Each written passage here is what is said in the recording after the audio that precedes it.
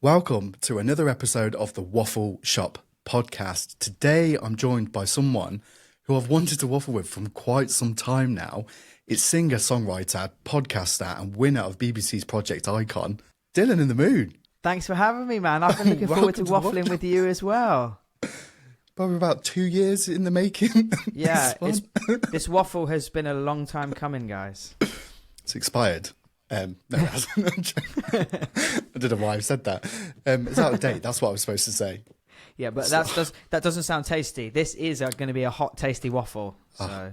They're the best kind. No, it is. Genuinely, I really appreciate it because we were catching up before we hit the record button, how life gets in the way. So I really appreciate your patience with this. It genuinely means a lot. And I think there's a lot that I'm going to learn today, which I'm quite excited about.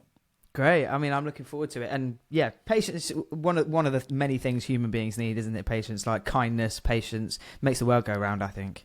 Gold already. It was worth it just for that. Right, the podcast over. Thank you for joining me. I got what I came for. To be fair, we're laughing and joking, but I do start each one of my shows with something quite negative, which is something called the Weekly Waffle, which quite frankly is something that's got on my nerves. But then once I've spoken to my guest about it, it makes me feel better. So obviously feel free to get involved. Mm-hmm. However, what has been winding me up, and to be fair, it's kind of my own fault with this one, but what really winds me up lately is conspiracy theories. Oh. Specifically, conspiracy theories on TikTok. Right. You mean people spreading fake information or? It's a mixture. It's fake information and it's the follow for part 7. I'm on 7 videos, deep into this now. Just put it all in one video. I understand it from a marketing point of view, but it drives me insane. Yes, that's because you're being marketed to, but it's still working. I can't stop this. Yeah, I need to know how the pyramids got here. Right, and how do you care to share? Because I don't want to listen to 7 episodes. If you can tell me. Well, I've always wanted to do a conspiracy theories or a true crime podcast, but no, I think it's aliens. Oh, that's just a personal opinion, but I just don't get it. I just don't understand how they're so perfectly crafted. I mean, I'm not discrediting people's hard work, obviously, but it's just very specific and. I don't know. Yeah, it must have been quite hard work. I often think it probably wasn't the same aliens that built Stonehenge, because that's not quite as articulate in its build. No. Is it? I mean, it's heavy. It's not quite as pretty. Not at all. It just kind of shows how lazy British people are. Those British aliens couldn't be bothered. We'll just throw a few bricks down. And get them to praise it, see what happens. But no, it does bother me. So I feel a little bit better. I'm still very angry about it, but. Yes, the rant. Oh, what have I got? I'll tell you what is a pet peeve of mine, but it shouldn't really be because it's not fair. I am such a fast-paced guy, and I'm really quick in the way I talk and sort of move around the world, and I've got lots of things to enjoy doing. That I find when I talk to people who talk slowly or who have a lot of nothing to say, and I'm like, you could have said that in one sentence, but yeah, I'm still here 10 minutes later listening to this thing, or I really struggle with things that are too slow. It's the real life version of the TikTok videos. That's what that is. Yes, it is. Yes. Maybe what we're saying is that we're now both products of this really hyper-fast generation who need it instantaneously. We can't wait anymore. We don't want to wait. Oh, no. I hate that for us. Yeah, no, I do as well. That's made me feel really sad. Oh, no. Oh, dear. Oh, what a way to start. So we're all fired up and now you'll have to bring us back up now. God, what a roller coaster.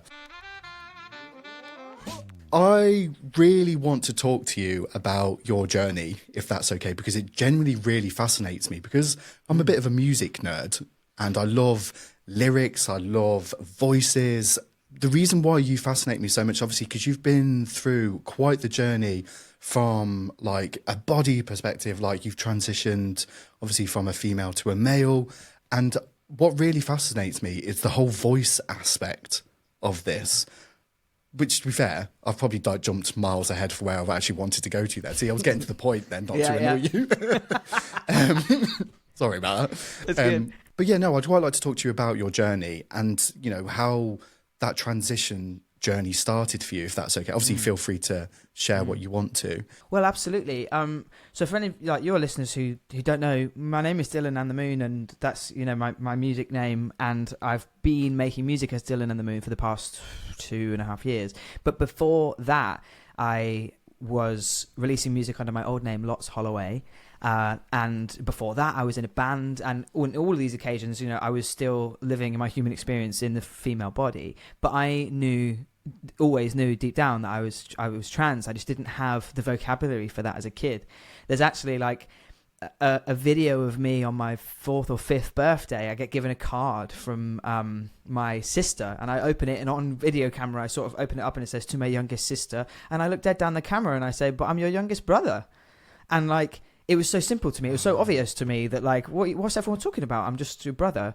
And so I knew from a really young age that I was like a guy, but then my body didn't match up to that. However, you know, then when you get a bit older and you realize that not another person on the earth has ever said that. In my small town in Cornwall, I was like, oh shit. Oh, I'm like a freak and I can't say things like that. So it took me a long time. You know, I then got into music and moved up to London. And eventually I became more in contact with like the LGBT community, and I understood what it meant to be trans. And I was like, right, I think that's me, but I'm kind of scared of that because, you know, it often gets like a really bad rap, and like it's sort of poorly spoken about within the media and stuff. So I don't know, long story short, it was a big deal for me to sort of go through my transition, because although I wanted every single aspect of looking and sounding and being a man in my day-to-day life, because that's who I am, the scariest thing for me was risking changing my voice, because I had built a career and a fan base, and I was earning money and paying my rent and building a business in music based on this voice that I had. And I thought, you know, the reason I got into music in the first place was because I thought I was like a bit of a freak, and if I did something cool, people might like me. And that's kind of like a sad thing to look back and reflect on, but I was like, I'm going to need some reason for people to like me, otherwise I'm just going to be a really, really massive weirdo, which is sad to think about now because it's not true. And it's not true for anyone else out there who's living that experience. Like it's just you are who you are. But I got into music for like one of those reasons. So then to risk losing the voice and that one thing that was my safety and security was really scary for me. So that's why, you know, it's huge, man. Well, one thing that I absolutely like love about you and your music is that you're fully just champion people to embrace. Like you said it then, like it sounded like a little bit negative, but we all have like a weird little things. Like there have been moments where you know, this is a little bit of a freak thing to do, but it's those little things that actually make us exactly who we are. And every song that I listen to of yours, and even just having this conversation now, like it's like I get a real sense of like you're just championing others to embrace those little things that we might think weird. Because like you said, until you kind of moved to London, you found a whole community that were doing exactly what you were doing. Yeah. And I think like I appreciate you saying that you can sort of hear it in my music and hear it in the conversation, because what I want to do more than anything for people is, you know, anyone who listens to me on a podcast or comes to my shows or listens to the tunes, what I really want is to move people in the direction of being themselves more so. As someone who's lived a long time as someone who they weren't, and I wasn't being authentic to myself, I know how painful it is, and I know on the other side the joy and the freedom you can have in being yourself. So I want to move people in that direction. And I have started getting into more things where I can do that, because music is great, but music is sort of, it has its pockets. So, you know, I make indie pop music, but not everyone likes indie pop music. So what I've done is sort of extended this conversation into podcasts and into interviews and TV. And also, like, I've started public speaking. So I'm not going into like business events, but talking about authenticity and then telling my journey. And it's just about, I really do feel like I want more people to experience the uniqueness of being you. Like, there's a quote I always use in my public speaking. It's actually Dr. Seuss, which makes me laugh because he's like up there with the best philosophers. But it's, today you are you, that's truer than true, and there's no one on earth that's youer than you. And it's like, sometimes you have to realize that it is that weird thing about you that makes you so special. But it's also so simple as well. So simple. almost too simple, isn't it? Like it's almost like conningly simple, because people think, well, I can't just go out and be me, because what people are expecting this, and I have to do this, and I have to put myself forward like this so I get more. And it's just actually like the less you do, the better. 100%. Less is more. I'd like to dive back a little bit again in terms of like the journey, because you've kind of touched upon it in a way that almost feeling like a little bit lost, like whether it was in your body or just not feeling like this isn't who I'm supposed to be. We talk about like mental health a lot on the show, and it was actually born out of a very traumatic, painful experience for myself. When you were going through that, was there a turning point to be like, something needs to change, like this isn't who I'm supposed to be, and that kind of sparked me like, okay, I'm doing this now? Yeah, I mean, absolutely. I got to a very low place in my life, and it became a case of I actually can't go on living life like this. So there's either a way that I need to like escape life and living, or I need to change my life so dramatically that I am living the life I'm supposed to. And it was something that like I've already explained, like I knew as a kid, and then it was like, well, maybe I'm just not trying hard enough to be a girl. Like maybe I'm not putting in the effort to put on a dress or wear makeup and stuff. So like there was a very short stint of time in like I was like 16 and to 17 where I just tried really hard to be girly, and I allowed my girl mates to like put me in a dress to go to their birthdays, and it was awful. I hated it, and I felt so uncomfortable. Anyway, so skip forward, like I went back to wearing my normal sort of laddish clothes, but then was sort of thinking I'm just going to make up this new caricature, which is bit boyish, bit girly, and just go on. And I ended up on a different TV show, and I was basically on this autopilot because I was like, I'm not safe to be who I really am, so whatever the world wants me to be, I'll just go and be that. And I spent so much time doing that, and for all intents and purposes, I think people saw me as being like very successful, very happy, very accomplished, but really I was like broke and upset and sad and alone. And I remember just lying in bed on one night, I must have been around like 24, 25. I was just bawling my eyes out because I was drinking loads to try and deal with it. I didn't even know what I was trying to deal with because I'd suppressed it so much.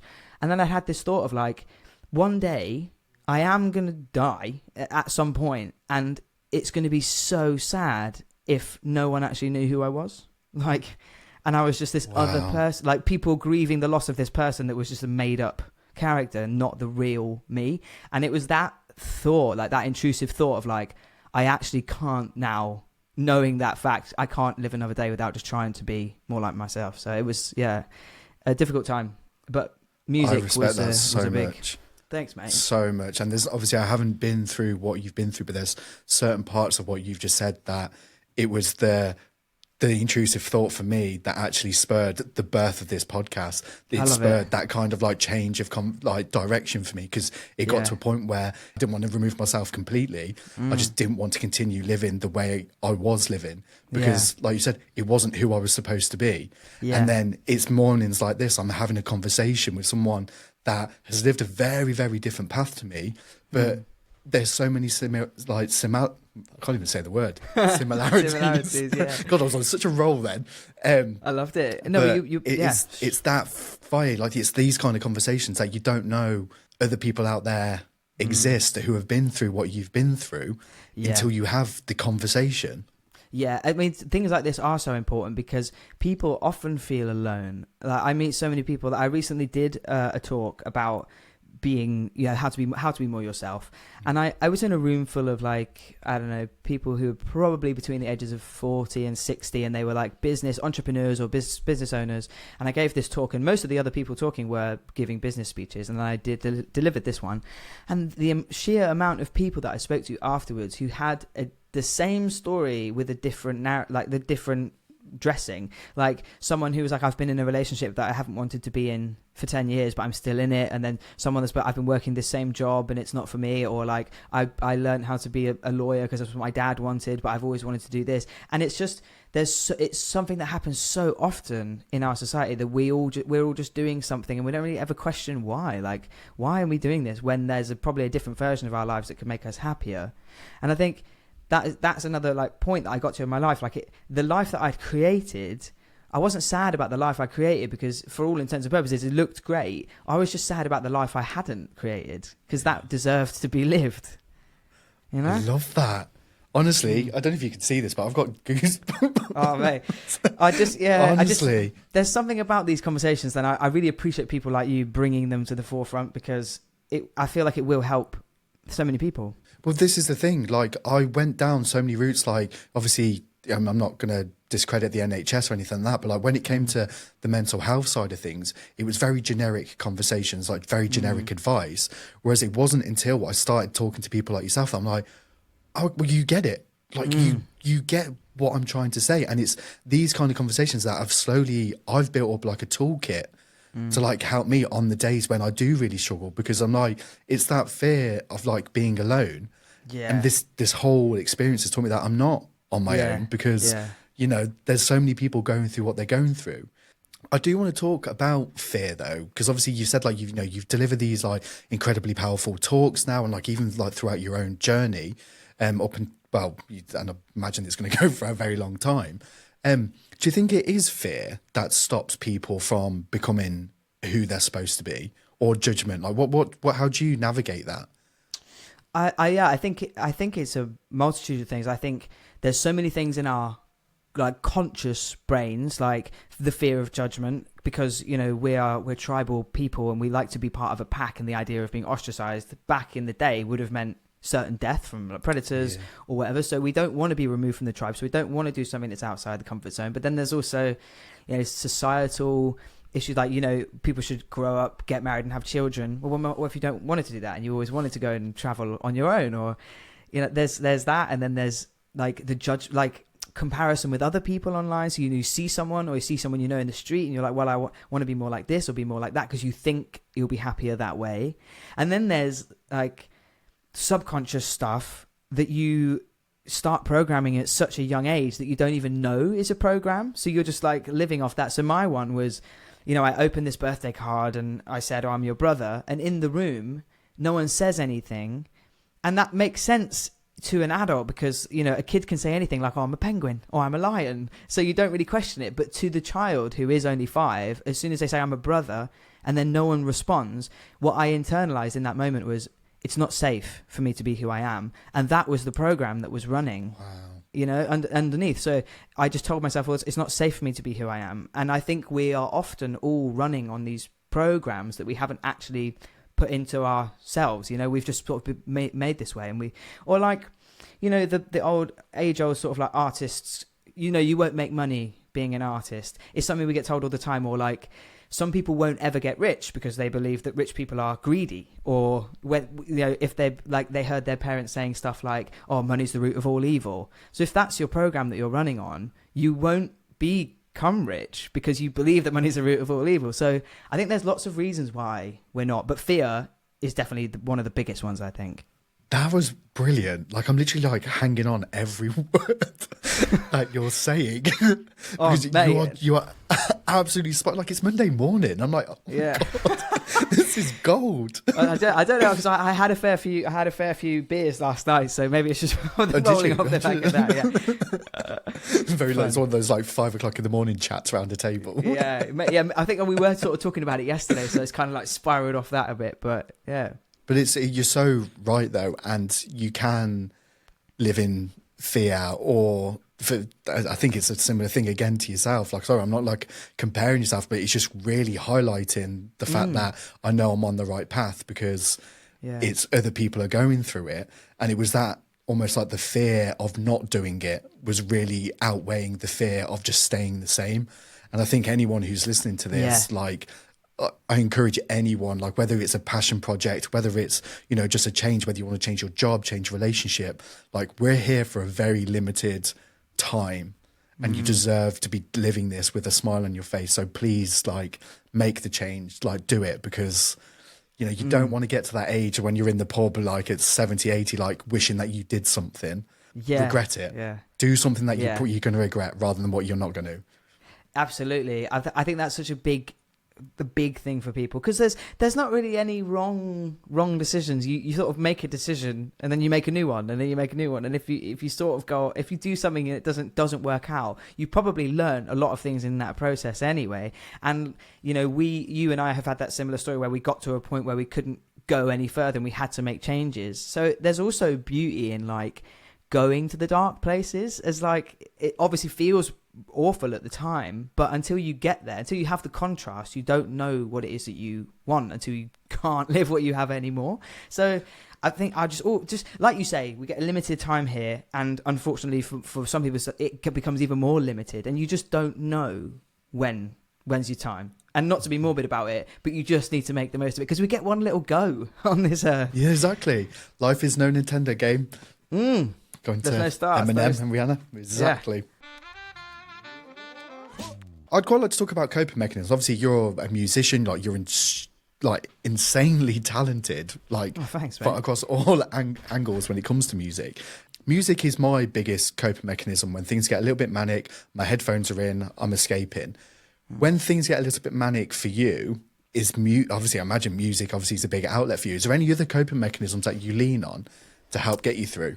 Music is a way that I use to be cathartic. So if I actually, and it doesn't seem like this, but I do actually struggle to be vulnerable. I have struggled to be vulnerable in the past, or I like to share my feelings and emotion, and I'm only getting better at it now. So I used to have this thing where I would feel a sensation inside me, like I've got the feeling and the emotion, but I can't say to people. So what I would do is just pick up an instrument, and that would be how it actually finally releases. So it's kind of like, that would be a coping mechanism for me, releasing emotion and stuff. But if I'm feeling quite chaotic or quite like fast in the brain, or I'm feeling very overwhelmed, music isn't always the first thing I go to, because it sends me into like overdrive in how to make and create. So I think for me, actually, like nature and being outside, I've got like a little bike that I bop around on sometimes.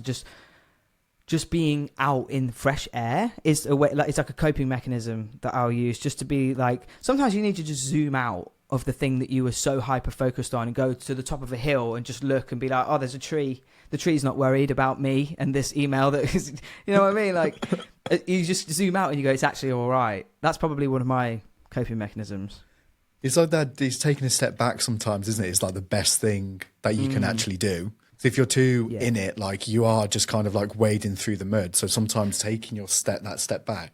You said something interesting there, which I don't think in the 4 years that I've been doing this, that I've actually realised, is that obviously when music and stuff like is your job and like your work, like it's, like you throw yourself into it. I've been having these conversations. I'm thinking like, oh, everyone's like a musician who comes on the show, when things get a bit chaotic, they'll go into the music. And I'm just like, well, if things will get a little bit chaotic, you wouldn't go to work.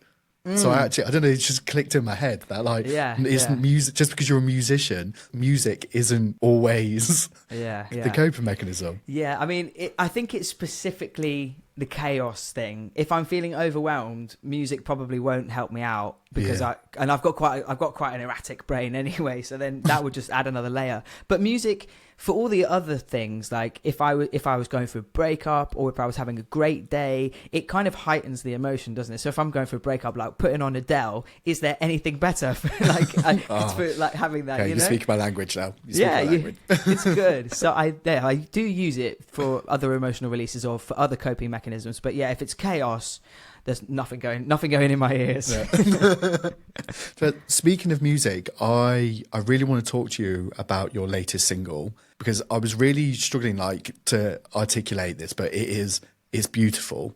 Like, what you have created it's just a stunning piece of work, and I think it's so empowering to anyone who might be on the start of their journey, or even in the middle of their journey, or even like so comfortable, like, or even someone who's not kind of going through that transition like at all.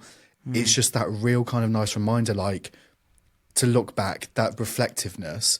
How did the recording process look for that? Was that an easy thing to do? Because I imagine it's quite an emotional roller coaster.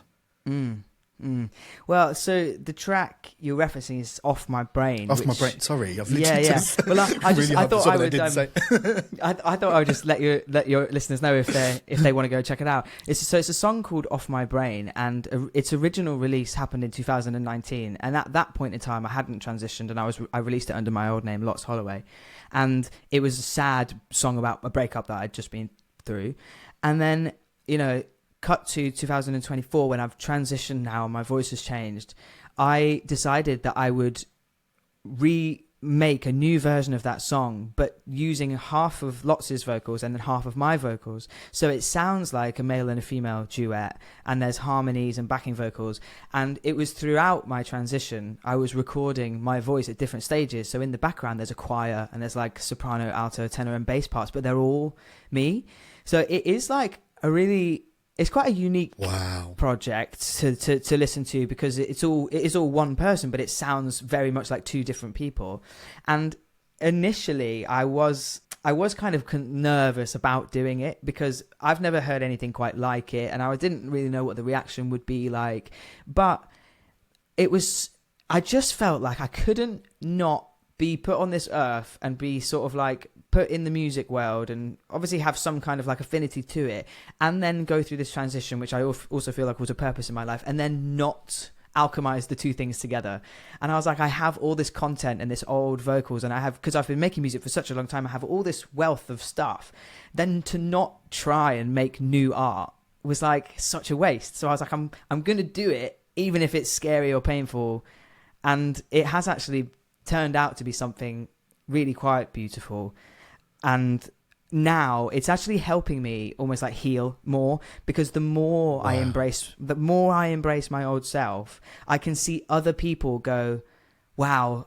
And it doesn't even have to be a trans thing. Like someone who's 40 go, wow, I wish I could go back and talk to my 30-year-old self and say something, So to be able to do that, I feel like I'm healing myself and also helping, stretch to other people. And I just think we all need a bit more of that. Honestly, that my face is aching from like smiling from everything that you've just said. We are both smiling a lot. Yeah. I'm enjoying this chat. It's great. Honestly, if I do say so myself, I'm really enjoying it. I knew it would be good, but like, honestly, you're phenomenal. Like genuinely, like there is so much like knowledge and empathy and just passion with you. Going back to the song, like it's beautiful, and it's one of those questions, isn't it, that gets asked a lot, whether it's in like business or in life, like in general. It's like, if you could go back and ask yourself like a question, or if you could go back and give yourself some advice. And this is the first time that I've ever heard it being done from a music point of view, because music to me seems to be able to say the things that I can't. So to hear this kind of like body of art done in a way that is just genuinely like, I don't have any other word from it other than it is just beautiful. Like from start to finish, it's one of those songs that just takes you completely away for like 3-4 minutes, and you're just gone. You're in someone else's world. But like the lyrics are then like kind of questioning like your own kind of life. It's great. It is quite funny because I mean, I don't know, like, I'm quite a spiritual person but not really religious, and I don't know if there's someone or something up there that has sort of orchestrated us to live these lives that we're meant to be living in this way. But a lot of my life seems, I look at what I'm doing at the time, I'm always like, why is this happening to me, or why has that happened? And then it's only like 7 years later, 8 years later, I look at that thing that happened, I'm like, that needed to happen so that this thing could then be possible. So for example, like this was a breakup song, and that was really painful. It was my first ever big breakup. I've been with this girl for like 7 or 8 years, and we got together, we were teenagers, and then it was my first heartbreak. And the song is sort of like, I can't get this person off my brain, and then you're sort of seeing them everywhere, and it's that pain and anguish of not being able to escape your own mind. But then in the re-recording of it, when I'm singing it to my old self and there's my two voices on there, it becomes this new narrative, and it almost sounds like Lots is saying to Dylan, like, I can't get the idea of being you off my brain and like becoming the new version of me. And it just has this whole meta new like theme to it. And it's almost like, wow, was this preordained? Am I being punked? Like, is Ashton Kutcher going to jump out in a minute and I've been punked? Yeah, but it's just I don't know, it's cool. And I don't know if you've seen this, but we actually recreated the old music video as well. So there was a music video in 2019. Yeah. And I went out in New Cross Gate, and it was this thing of me having this heartbreak, and there's a girl in it, one of my friends now. And I said to her, look, we're going to re-release this song. I would love to go back to the same street, the same bars, the same place, and remake the same music video. But obviously I'll look different. So we have done that, and we've cut them together. So it now has this new music video where Dylan is like all the way through it, then flashing back to the Lots thing. And you can see that they're the same person, but they're not. And it is quite mad to make stuff like this. You must feel proud. I am starting to feel proud. Yeah. Yeah. How does that look then? Like, are you, obviously I don't want to kind of like tell me about your therapy sessions, but like, how are you navigating that? Because I think it's quite if you're like obviously in a position like you're creating these like bodies of work, whether it's music, whether it's the videos. And obviously some people are only really, they don't have the visual representation to look back on. Obviously, whereas you've got obviously these bodies of work that you created, obviously when you were Lots. Yeah. Is it, I don't know. I don't even know the question that I'm trying to ask or like to articulate, but it's just, I imagine it's a lot more powerful and heightened being able to visualize it and see it there on a screen. Yeah, it was really hard at the beginning, at the very beginning. And I think it was the most hard at the beginning because if you think about it like a timeline, like I was lots, and then at some point I became, more Dylan, that butterfly effect thing. But it was in that where I started to try and create these sort of back to back or the duets or the side to side videos where I'm harmonizing with myself. And because there wasn't a lot of time in between Dylan and Lots, it was more painful because I could still feel the residual pain of Lots inside, like how I was feeling. Whereas now, because I've also done it a lot and I've made a bunch of things, every time I do it, I become more like Dylan and more empowered and more proud. And now there's a lot more distance. 2020 is when I came out, and in 2021 I started Hormones. So it's now been like 3.5 years. So because of that time distance, I'm able to like reflect in a much healthier way and not be so. And I mean, I'm talking about it as if I was always planning to be this bold about it. And like, let's be honest with your listeners. I really didn't want to move on and think about Lots anymore. The original thing I wanted to do was transition, be Dylan. I wanted everyone to forget about Lots. I was actually going to take down all of my music. I was going to take away all the videos. And I wanted no one to know I was trans. And that was originally how I felt. So I feel like I need to make that point for anyone out there listening to know that it like I was in a painful place, and it's okay if you are, but it's also important to note that it was in the transition and becoming more like Dylan that I was then able to say, oh my God, why are you going to shut out Lots? Because Lots is that really cool, resilient, strong person that brought you through all the pain and trauma to bring you to be Dylan. So you can't just be out here claiming all this, like, I don't know, achievement. You've done this thing, Dylan. You're the best. Actually, Lots was the person who made me Dylan. So they should be championed, Oh, that genuinely made me feel a little bit emotional. That did. It's true. I was getting a bit heated. Yeah, I was going to say, I felt it. But no, like you're so right. And I know it's not the same, but like we're so easy sometimes to completely disregard the journey. I'm like, well, I'm at this point now. That's it. And it's just like, you can't. It is okay to look back. It is okay to feel those like old emotions and look back and be like, well, this is where it has led me to. Like you said it, like the perfect example is the butterfly effect. If those things like hadn't have happened, if I hadn't picked up the guitar or hadn't chasing that dream of like being a musician, a singer, Dylan might not be like the artist you are now. So I think it's a beautiful thing that you're doing. And I think it's encouraging other people to realise that it's okay to embrace the past. Yeah. It's okay to learn. It's okay to grow. We're supposed to change regardless of, what direction you're going in. And it's just a really kind of like, it's just a beautiful way because obviously you add harmonies and choirs and guitars to it. It's also a fun time to listen to. Yeah. I think it's counterintuitive, isn't it? We often think if I can just push out the past, I will be more free to go and be who I want to be. But actually, you will become more free when you embrace that whole thing, because nothing then is weighing you down. Nothing is in your back pocket or in the back of your mind. You're like, no, yeah, I was this person. I am an alcoholic, or I did cheat on my partner, or I did do this thing. And you say those things and you embrace who they are, but I'm moving forward. And I just think you're more free in the mind when you're not carrying the weight of things you're trying to hide or pretend that you weren't or aren't. Yeah. So yeah, I just think it's, yeah, there's a that's the way. I think there's a lot of power in it. There is a lot of power in it, and it's only recently that I've experienced that. So I'm going to kind of tell you something, and I'm going to turn it into a question, because that's what I do. That's what I'm here for. But there is a lot of power in saying it out loud. I recently did an episode where, for the first time, I proudly said that I was like bisexual out loud. It was the first time I'd ever said it, and it just happened. It wasn't like pre-planned. It just came out in a conversation. I was like, oh, that just happened, and I felt immediately like a weight had been lifted.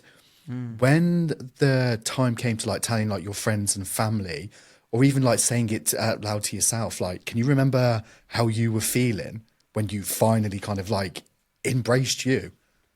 Do you know what? I there is actually a specific moment that popped into my mind when you said it then.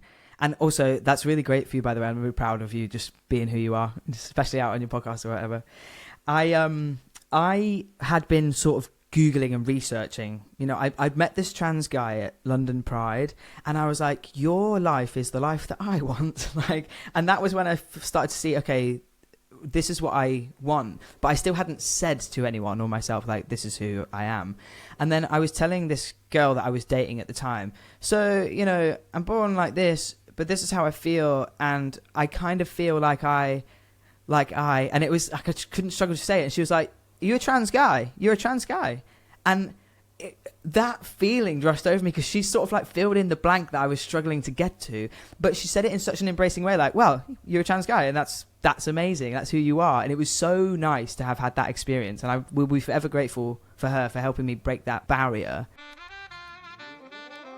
I've got 3 final questions for you. Okay. And I love this, because this is like you're a musician, but there's no beef with these. If there was a song that, I mean, to be fair, I'm probably saying this to the wrong person, considering like the music that you're creating at the moment. Yeah. But is there a song or even an artist who that's the end credits to my film? Do you know what? I can't think of one. I actually can't think of one that sort of could encapsulate the whole thing. There are artists that are kind of the backdrop to my life, but I don't think there's one song that I would say that would be my final statement. It probably would have to be one of mine, to be honest. No, to be fair, and I actually respect that. Like, if you actually said something different, I'd be like, no, it's your film, it's your life. It has to be your song. Well, it's funny you ask that question, because I have been building, well, like a documentary, I suppose. So yes. I started filming. I haven't told anyone this, so this is like this is exclusive. Fresh scoop. We for got Waffle. it. Yeah, I started filming stuff at the very early start of my transition, because I wanted to know how my voice was going to change, and I was scared about it changing. And there was not a lot of resources for like musicians, like female to male musicians that are changing their voice and how it happens. So I was going to make like a little 10-minute YouTube documentary just to like let other people have. But in the filming of everything I was doing, and then all the things that unfolded subsequently in my life just from being more authentic, like, you know, winning the BBC show and then going to LA to work with Jason Derulo, like all these things, I was like filming them, and I was like, this documentary that started out as a little 10-minute thing is now escalating into this really big story. And there was one song that I'd written at the beginning of my transition, and I played it at London Pride last year, and it's called Tomorrow's Too Late. And the lyric is kind of like, tomorrow's too late, you need someone to love you now. And it was a song to myself about like, whatever you're going through, you need to love yourself now, and whatever happens, I'll be there when you need me, turn around. And it's just like self-acceptance, self-love. And I think if I had a film and it was about me, I'd probably close it with that. That is Goosebumps Don't Lie. The goosebumps don't lie, guys. They you heard don't it lie. here first. Wow. Okay. Well, I'm looking forward to seeing this, because I find you as a person so fascinating, and heartwarming. I don't know. Like I feel like I've known you forever. Yeah, I feel like we've just having this is like a casual chat that we always do this on a Monday. Could be a thing. Could be a Dylan thing. and the Waffle. Dylan and the Waffle. That doesn't sound cool. To be fair. On the flip side of that, is there a song or an artist? You said that there've been like a few that have been the backdrop that you kind of lean on when you want the emotion to come out. Yeah, there are certain songs and stuff. I think Taylor Swift is really good at this. I really think she's a fantastic writer, and the way she uses lyrics and music simultaneously to create an emotion for you, and then you're allowed to just spill into her music, I think is really good. And yeah, I don't have like an epic sad song that I'd always go to. If I ever need something really sad, I probably just listen to like piano music more than like an artist, like something that like, or strings, man, like the cello. Yeah. I'm pretty sure the cello resonates with the same vibration as the heart. Like there's something about that like it will just make you cry. Yeah. It is very like dramatic and like an emotional, isn't it? So I get that. Yeah, I love that. Okay. Yeah, I'm going around the houses to answer these very simple questions. Sorry. No, it's fine. To be fair, they're big questions though. And this is why, because they're the three that I never prep any of my guests coming up, because I like to see the thought process, and I like to see like what the first song is that comes to mind. Because some people come on, they try and give me like a cool answer, and I'm like, I know you listen to Pitbull. Yeah, so right. Cut the crap. Cut the crap. Yeah. I know it gets you on the dance floor. So, and yeah, so stop it. Stop it. But final question. If there is a song that you'd quite like to put in a box, wrap in chains, kick to the bottom of the ocean and never hear again, what would it be? I must have them. Then what is that? There must be a song that will come on that I'll just turn it immediately off. I had someone recently say that they had to turn a song off because it made them feel car sick. Oh God, yeah, that's not good. Yeah, I've never had that before. No, I mean, I really struggle with like heavy metal, like heavy stuff. I also struggle with some. And I'll be careful about this as well, but I also struggle with like some music that is particularly like berating or degrading to women, like some rap stuff. There's just like, I'm like, why another song again? Just use the same. I don't know. It just, that kind of thing winds me up. Yeah. I'm like, and I would put that in chains and throw it to the bottom of the ocean. So No, we I don't respect need that. any more of that. Thanks. You know. Do you know what? I respect that more. You're the first person who's actually gave me like a real kind of like strong, like meaningful answer. Other people are like Baby Shark or the Macarena. Oh, So I I like retract that. my answer. Baby Shark and the Macarena. Oh, you've said it now. I've said it now. No, I mean, yeah. It just made me laugh because some of the people who come on and say like, oh, this song, and then it's like it gets to the end of the year and it's in my Spotify Wrapped. You're like, maybe I'm part of the problem. Yeah. No, I think it's that. It's that. Well, I knew this was going to be a good conversation, but my face is aching. Like I've learned something, and I'm generally like really excited to see where this year takes you. Because Thank you. whether it's the documentary, whether it's the music, like there is still so much to be said from you, and I'm so excited to be part, like a very small part of that journey. So I can't thank you enough for joining me for a waffle. Oh, I've loved the waffle. Thanks, T. Like I've really had a great time. And if you ever want to chat again, just hit me up and we'll waffle. We're doing it up. face to face next time. Yes, We should have will. been doing this one face to face. It will save us faffing around with all this technology crap. We'll make it happen. And then we can go for an actual waffle afterwards. We can have a physical waffle with some syrup. Do you know, so many people promise me waffles and they never deliver. I will deliver. Mark my words, people. I will deliver a waffle. I could just buy them myself. It's my show. To be fair. But they'll taste better opposite me. That's what I'm thinking. You know. There we go. That's what I'm hoping for.